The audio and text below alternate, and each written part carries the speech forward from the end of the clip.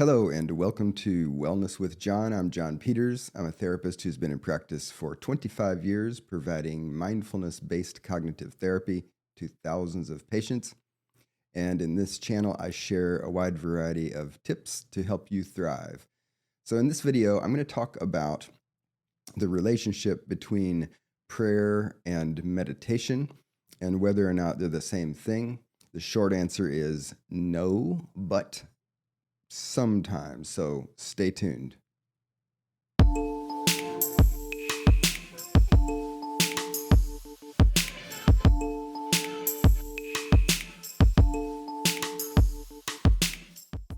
Okay, so in this video, I'm going to talk about my thoughts on the relationship between prayer and meditation. Let me start off by saying I am not a member of the clergy of any religion, and yet I have a longstanding interest in issues related to religion and spirituality and mental health.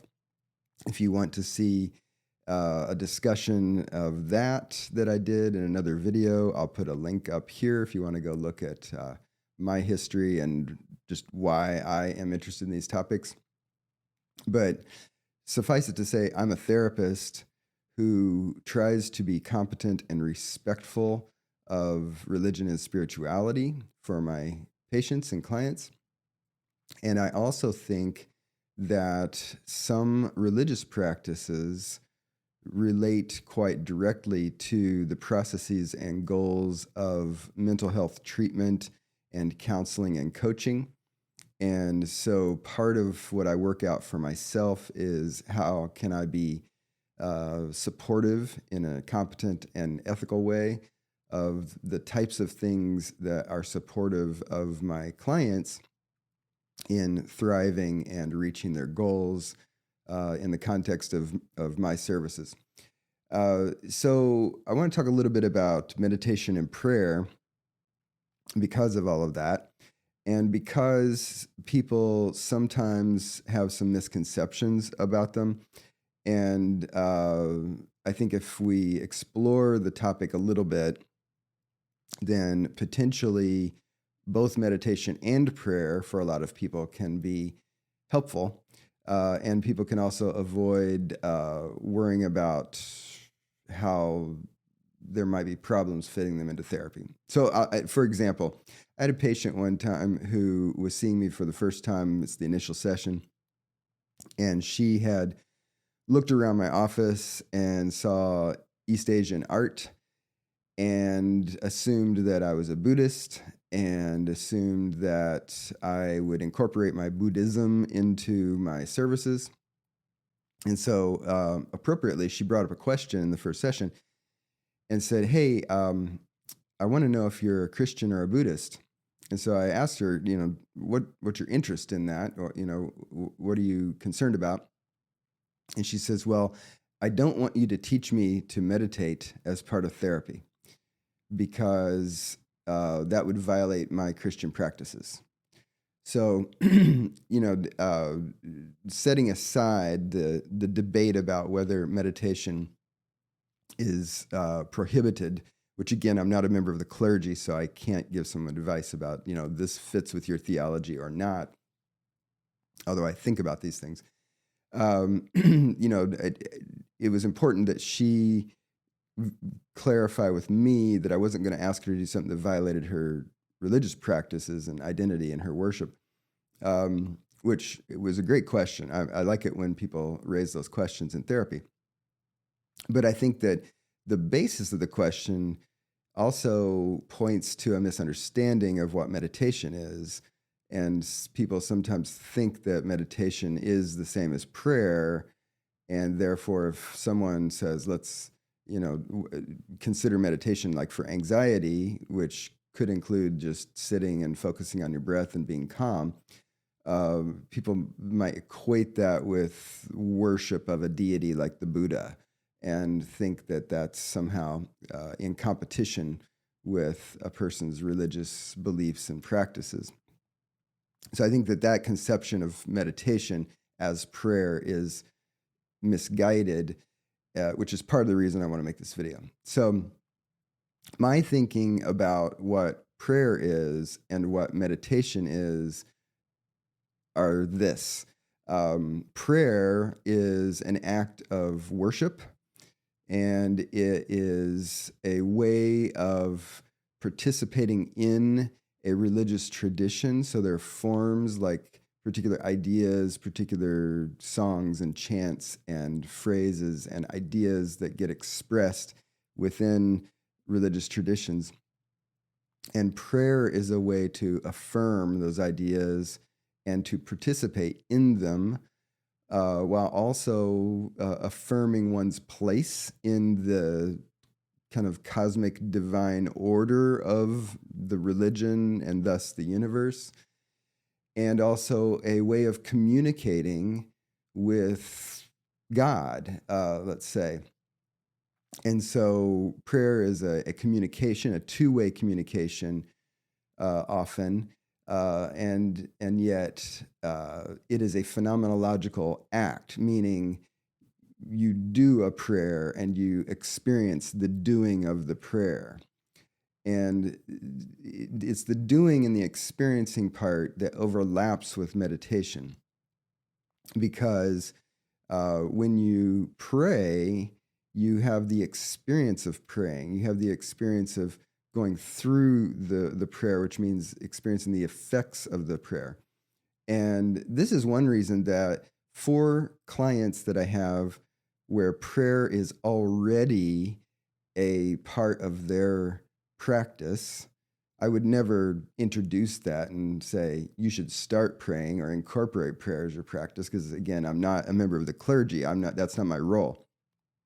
But for clients where prayer is a part of the practice, I am highly supportive, partly because over the years, part of what I hear when I talk with people about how prayer functions in their lives, and again, in my role, I am often primarily concerned with their mental state, their emotional state, their capacities and functioning, and whether they're coping effectively with certain types of life challenges. So, in that context of my role and my service to someone, when I listen to how prayer has an effect on them, just from the psychological standpoint, so setting aside the theological concerns related to any particular religious practice, but just thinking about what do people say about prayer? What people say is, when I pray, I am less stressed. So prayer is soothing. Prayer is stress relieving. And I think that, when I think about like, why does prayer function that way?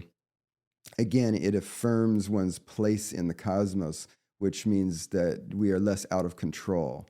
And it also calls on higher powers to come to the aid of the individual in a way.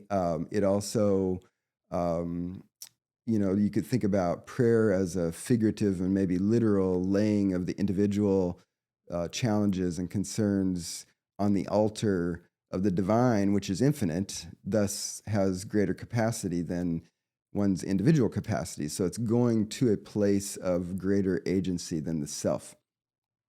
So to me, that is a big part of the psychology of prayer, and why people repeatedly report, when I'm stressed and I pray, I feel less stressed, which obviously lines up with the goals of psychology, the goals of therapy, my goals with the patient. I want them to be less stressed. So therefore, if prayer functions that way for an individual, again, not from a theological standpoint, but from a psychological standpoint, I am wholeheartedly supportive of prayer, right? Now, does that mean I pray with clients? No, because I think that while some Christian counselors do pray within sessions, I think that that is ethical only when the prayer is actually an appropriate component of the therapy process or the counseling process. And I also think that it's only appropriate when the theological understanding and practices and identity of the client and the counselor or therapist line up relatively well. What I mean by that is, if I'm a Buddhist therapist and I have a Christian client, and for some reason we decided, yes, let's pray together, if I'm an active participant or a leader of the prayer, I think that would be intellectually dishonest, because if I say, dear God, please help us with this problem, the dear God part of that is pointing to something in my mind that is not lining up well with the client. So I think that would not be appropriate. But I think sometimes you have practitioners and clients who line up better than that. Obviously, when people are getting pastoral counseling with a member of the clergy in their congregation, or a lay pastoral counselor, or support from a colleague or a lay person, where they line up theologically, then prayer could be a very appropriate part of a process. But I passively participate in prayers at times. When I used to work for years, I worked in a critical care department, an emergency department, and was the backup social worker for a palliative care team. We were often working with sick and dying people and their families. We were counseling people on making challenging and complicated life decisions and medical decisions. And the chaplains on those teams would often lead everyone in the room, including me and the doctor and the patient and the family, in a prayer. I don't think it's dishonest for me to stand there and passively participate in a prayer like that, because I don't think it's necessary for everyone in the room in a situation like that to have to work out, do we all agree theologically on a conception of God before we pray together? To me, that's okay. You can quibble with that if you want, but I think ethically that is acceptable. So anyway, meditation is similar to prayer if you look at it from the function of the experience related to therapy goals, like I was talking about a minute ago.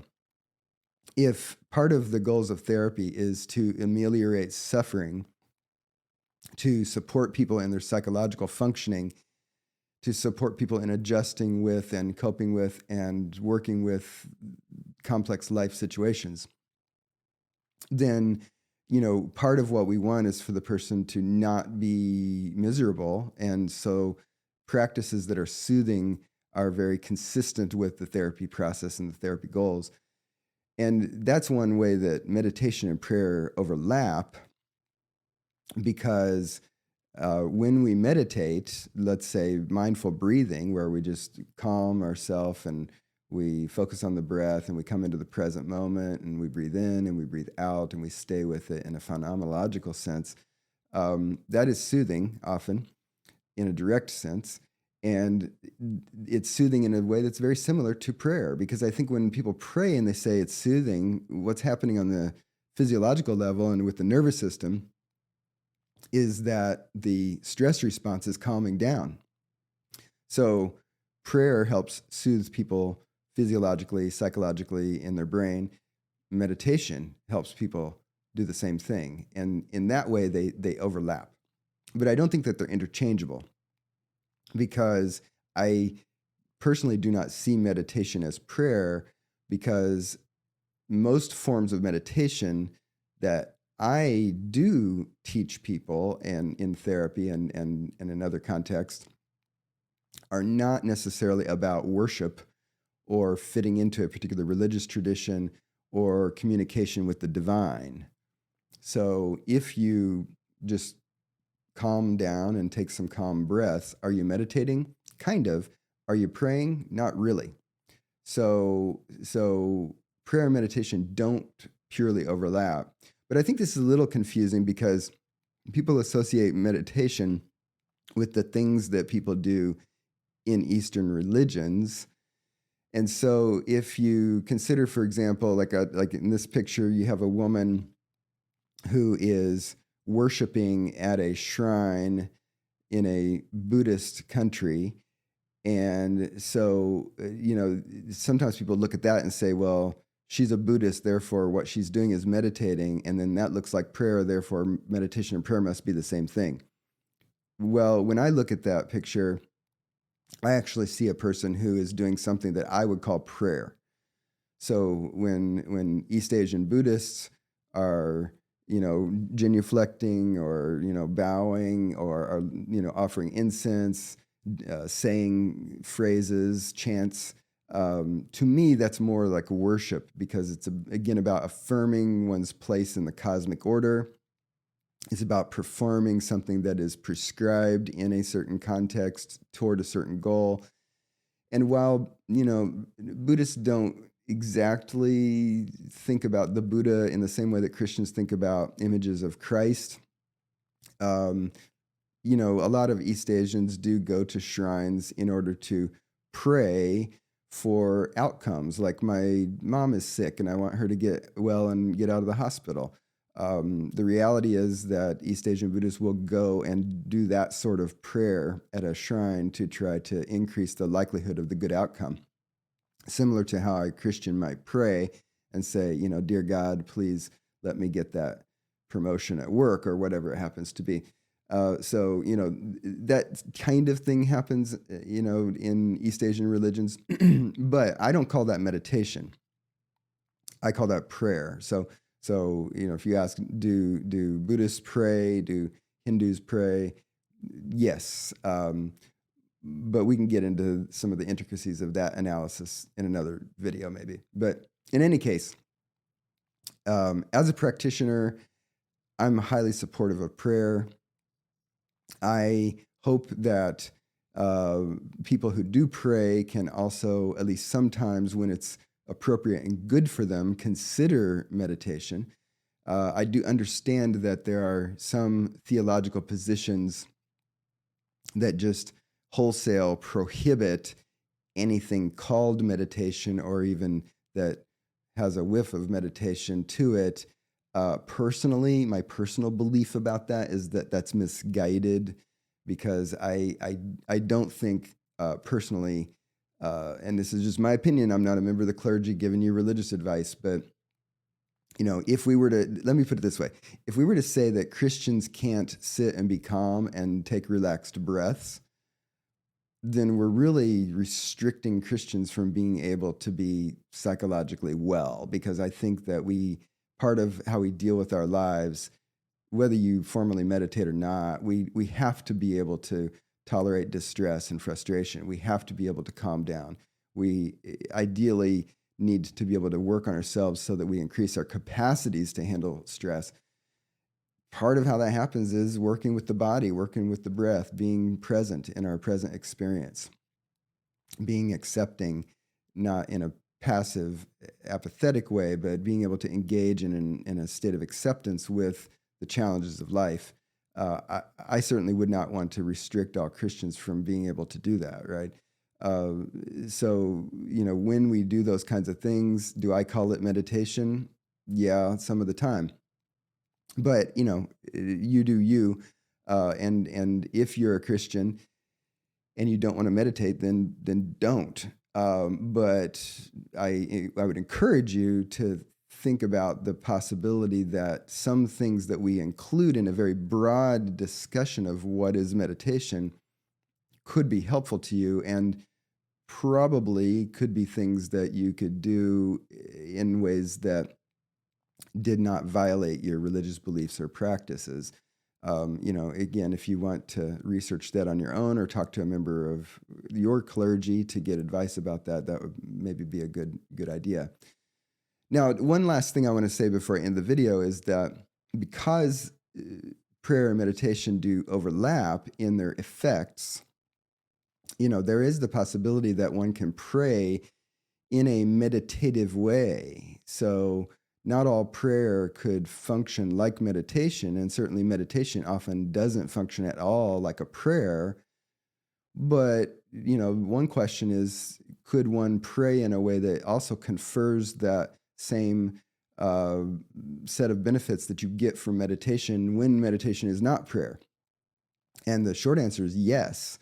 And why is that? Because when you pray, you are in a psychological state, whatever that happens to be when you pray.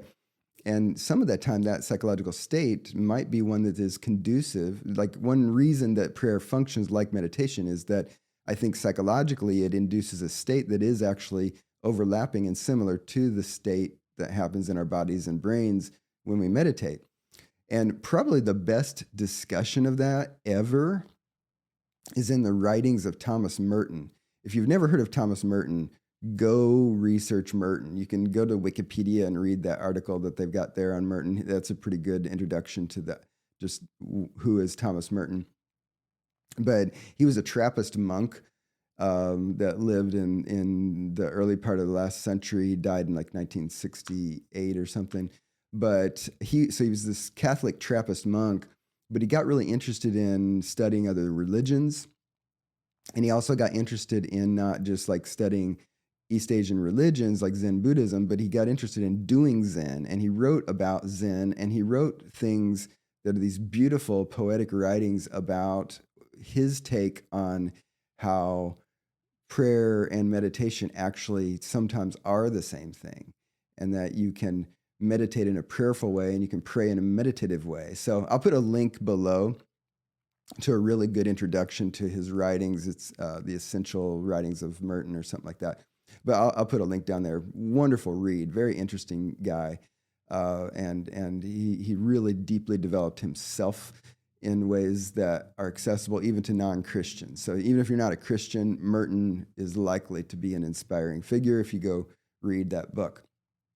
So anyway, those are some of my thoughts on what is prayer, what is meditation, how do they relate to each other. I hope this is helpful. By the way, this video is sponsored by nobody other than me. So if you want to help the video and help the channel, feel free to hit the like button below. Feel free to subscribe if you like this type of content and want to see more on this channel. And as always, feel free to leave comments below because I'd love feedback on how people are receiving these videos and maybe even ideas about additional topics that I can cover in future videos. So thanks for joining me today, and I will see you in another video.